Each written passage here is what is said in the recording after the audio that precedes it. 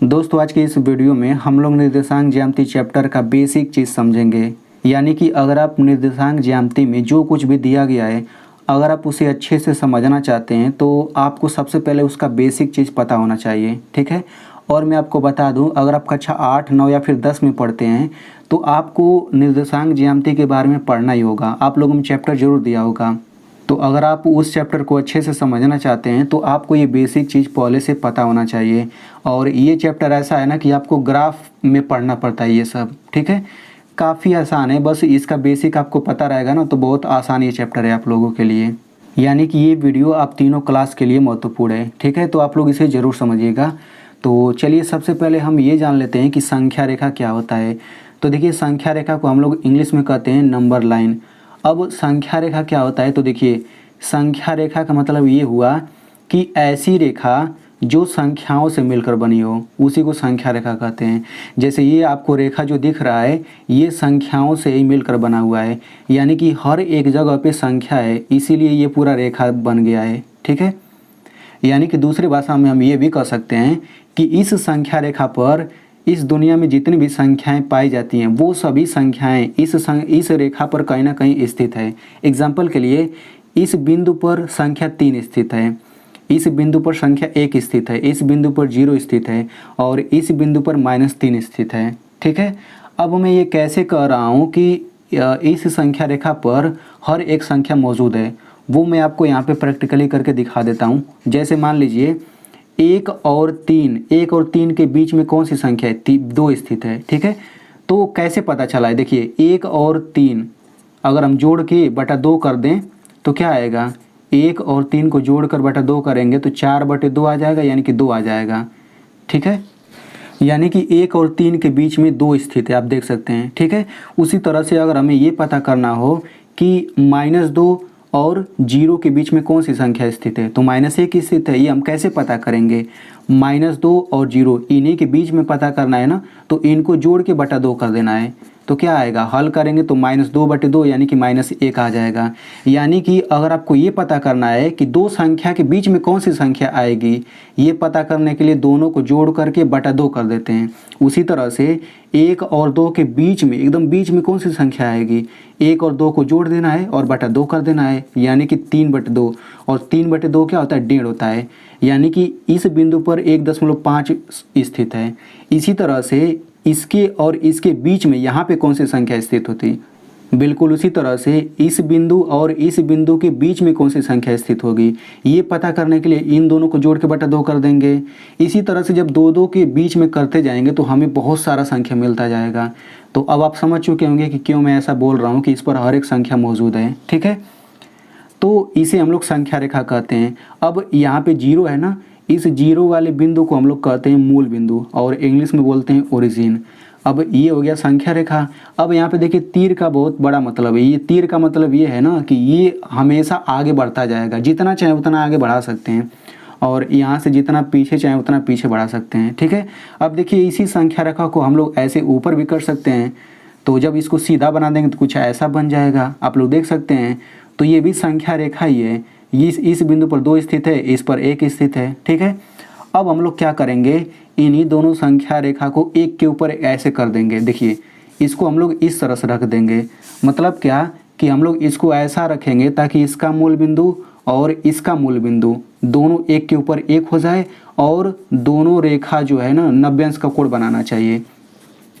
तो देखिए जब उनको ऐसे रखेंगे तो देखिए बीच में यहाँ पे 90 अंश का कोण बन रहा है, ठीक है। तो अब ये जो आकृति बना है, अब ये जो समतल आपको दिख रहा है इसी को हम लोग कहते हैं कार्तीय तल। अब इसी के बारे में आपको पढ़ना है, यानी कि निर्देशांक ज्यामिति पूरा चैप्टर इसी पर आधारित है। तो इस चैप्टर में आप कोई भी चीज़ सीखें या फिर ना सीखें, लेकिन आपको 2 चीज़ एकदम अच्छे से आना चाहिए। पहला कि कोई भी अगर बिंदु दिया है तो उसका निर्देशांक निकालना आना चाहिए, और कोई भी अगर निर्देशांक दिया है तो उसका स्थान पता करना आना चाहिए। अब ये निर्देशांक क्या होता है ये सब मैं आपको अभी बताऊंगा, लेकिन आपको 2 चीज़ें सीख करके जाना है, नहीं तो समझिए कि आप कुछ भी आपको नहीं आता इस चैप्टर के बारे में, ठीक है। तो चलिए हम समझते हैं। तो अब ये जो तल बना है ना इसको हम लोग बोलते हैं कार्तीय तल। अब देखिए दोनों संख्या कैसे होना चाहिए, एकदम सीधा सीधा होना चाहिए। जैसे एक संख्या रेखा ऐसे है, दूसरा ऐसे नहीं होना चाहिए। एक ऐसा है तो एकदम सीधा रहना चाहिए ताकि यहाँ पे 90 अंश का कोण बने यहाँ पे, ठीक ना, इतना आप समझ चुके होंगे। तो अब ये जो तल बना है ना, इसको हम लोग बोलते हैं कार्तीय तल, इंग्लिश में बोलेंगे कार्टेशियन प्लेन। और कार्तीय तल को ही हम लोग निर्देशांक तल भी बोलते हैं और इसको अंग्रेजी में हम बोलते हैं कोऑर्डिनेट प्लेन, ठीक है। यानी कि ये जो तल है ना, इस तल को हम लोग दो नामों से जानते हैं, या तो कार्तीय तल या फिर निर्देशांक तल, ठीक है। अब इसमें ये जो संख्या रेखा है इसको हम लोग x और x डैश से दिखाते हैं, और जो ऐसे संख्या रेखा है इसको y और y डैश से दिखाते हैं। ये आप लोग हमेशा ऐसे ही दिखाएंगे। अब देखिए ये जो संख्या रेखा है इसको हम लोग नाम दे देते हैं x अक्ष। इस संख्या रेखा को हमेशा हम लोग x अक्ष से जानते हैं, और इसको हम लोग क्या बोलते हैं, इसको हम लोग बोलते हैं y अक्ष, ठीक है। अब यहाँ पे एक चीज़ समझ लीजिए, जैसे इस संख्या रेखा पर हम लोग कहीं पर अगर ऐसे रख दें तो इस बिंदु पर कोई ना कोई संख्या मौजूद है।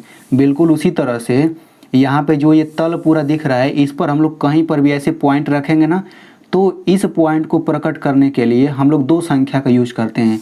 एग्जाम्पल के लिए जैसे मान लीजिए यहाँ पे मैंने एक पॉइंट रखा, तो इस पॉइंट को दिखाने के लिए हम लोग किन दो संख्याओं का यूज करेंगे, वो कैसे पता करना है। देखिए इस संख्या का पता करना है ना, तो हम लोग इस संख्या से इस x अक्ष पर एक रेखा खींचेंगे, और हमें ऐसा खींचना है ना ताकि एकदम सीधा रहे, ताकि ये 90 अंश का कोण बने।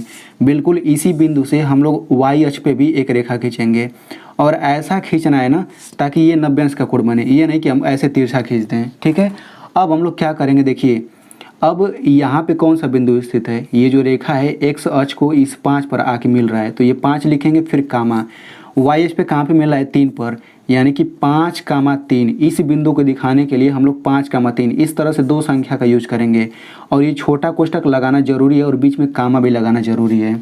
अच्छा, इसी तरह से मान लीजिए यहाँ पे एक बिंदु है यहाँ पे, तो इस बिंदु को दिखाने के लिए हम लोग किन दो संख्या का यूज करेंगे, तो हम लोग यहाँ से एक सीधी रेखा खींचेंगे y अक्ष पे ताकि ये 90 अंश का कोण बने, और फिर हम x अक्ष पे खींचेंगे।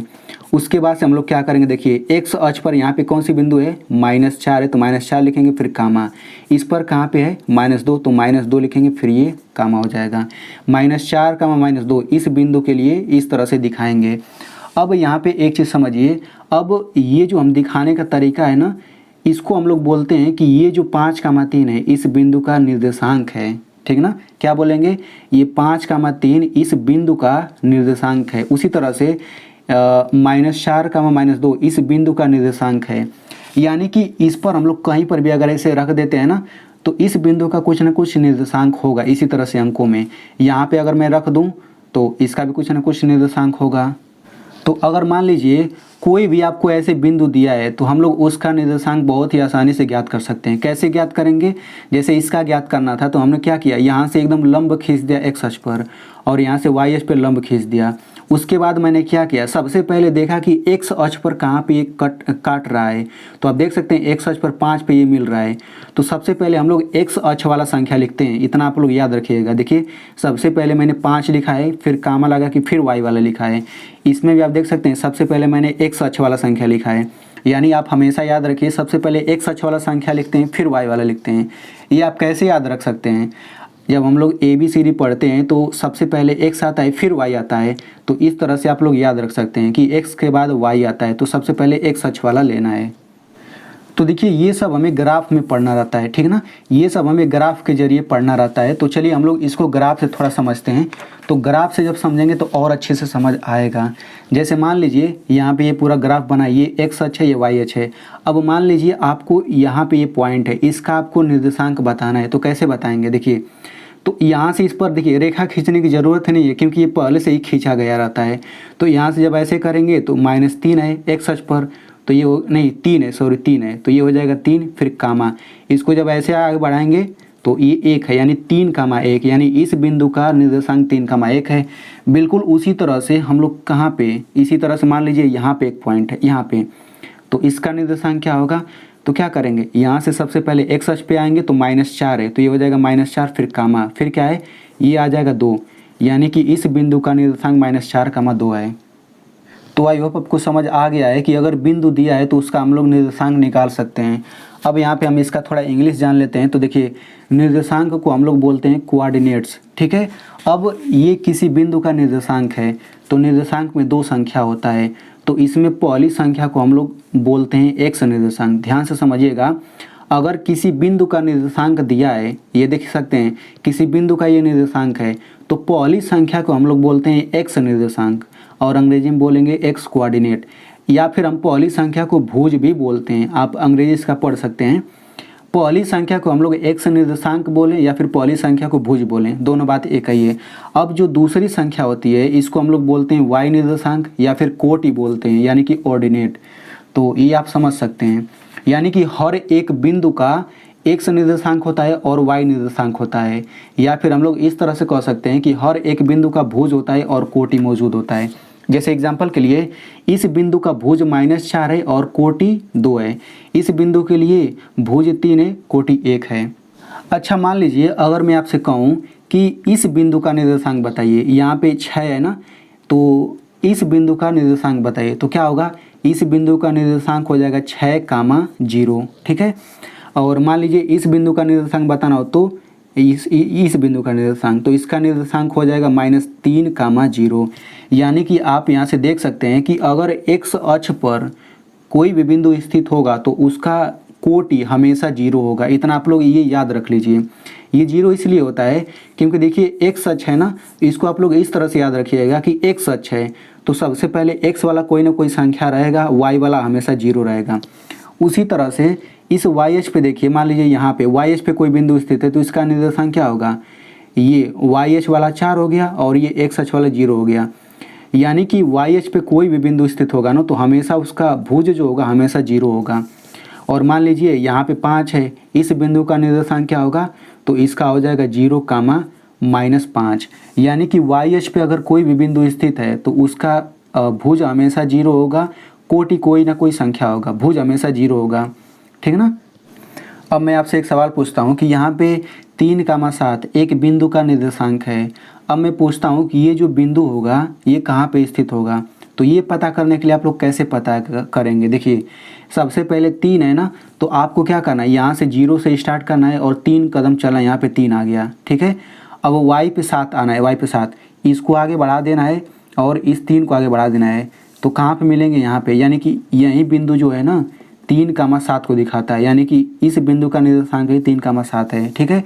इसी तरह से मान लीजिए कि अगर मैं आपसे पूछ दिया कि -2, -3 ये बिंदु कहाँ पे स्थित होगा, तो क्या करेंगे, सबसे पहले एक्स अक्ष वाला संख्या होता है, तो एक्स अक्ष वाला -2 है तो -2 यहाँ पे है, और वाई ये पे -3 है तो वाई पे इसको आगे बढ़ा दीजिए, वाई पे -3 है, यहाँ पे इसको बढ़ा देंगे तो आगे बढ़ाएंगे तो यहाँ पे आएगा। यानी इस बिंदु का निर्देशांक क्या होगा, -2, -3।